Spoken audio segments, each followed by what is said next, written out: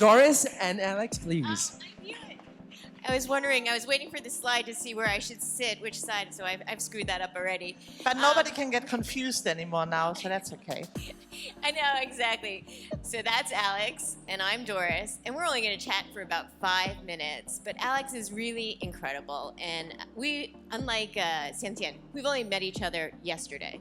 But Doris, I have to say something because I was super impressed by Christian's I know, wasn't that opening. crazy? We're sharing a sofa with him. Yeah, and then I had a moment of reflection. I have worked for Hilton more years than the average age of your team. I'm depressed. I am depressed. So we were chatting, we were like, maybe we should join and we can really start moving the needle on that age. So, okay, Alex has been at Hilton for 30 years. Okay. Amazing! Talk about retention. Of course, I'm like, did you ever think about leaving? I did once, I have to admit. I know, you didn't finish that story. A brief, Tell me. a brief 1.5, 2 years.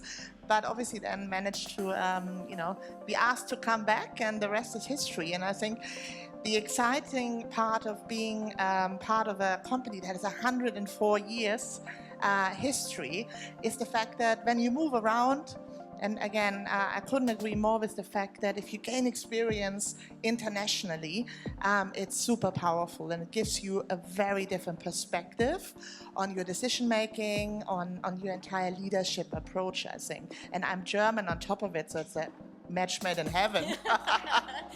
Yeah, nice clap for the Germans. Alex, tell us, where have you been? Just list it. Where have I been? All right. I worked in Switzerland. I worked in the UK. I worked in the Middle East. I was based in the United Arab Emirates. I worked in Seoul, in Korea. I worked in Hong Kong and Istanbul in Turkey. And now there's a few more, but I really can't remember them right now.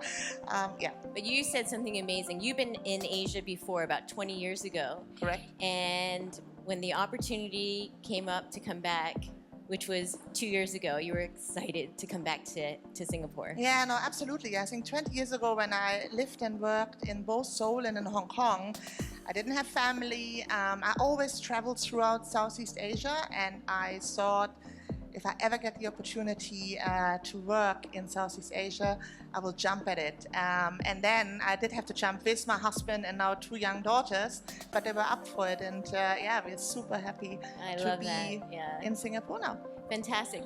So this is about trust. This is my only question about trust. Having gone through all these different places, tell us a little bit about how trust differs in different regions. What lesson have you learned? Yeah, I think it's a great question. I think trust doesn't differ, but what does differ and has to be adapted is your approach to communication.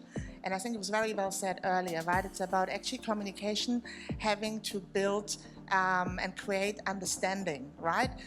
Just saying I've sent an email or I have held a meeting and I've communicated ABC, again, the fact that you really need that message to be received and not just information to be taken away, I think is what you learn by having to pivot depending on what sort of cultural environment and setting you have to navigate.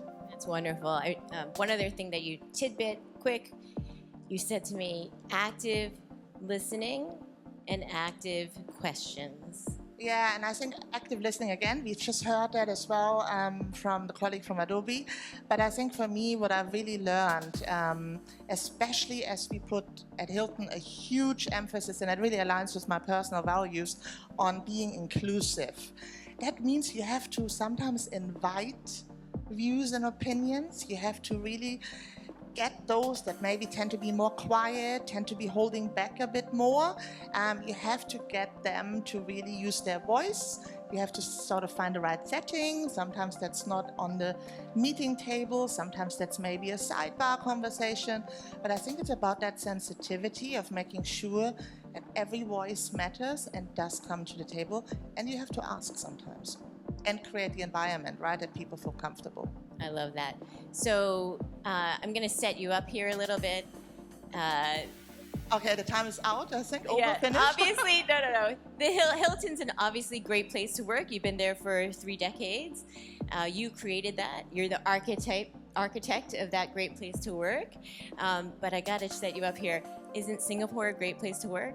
Well, you see, I have arrived last year, and we have for the first year last year participated and took away a great recognition.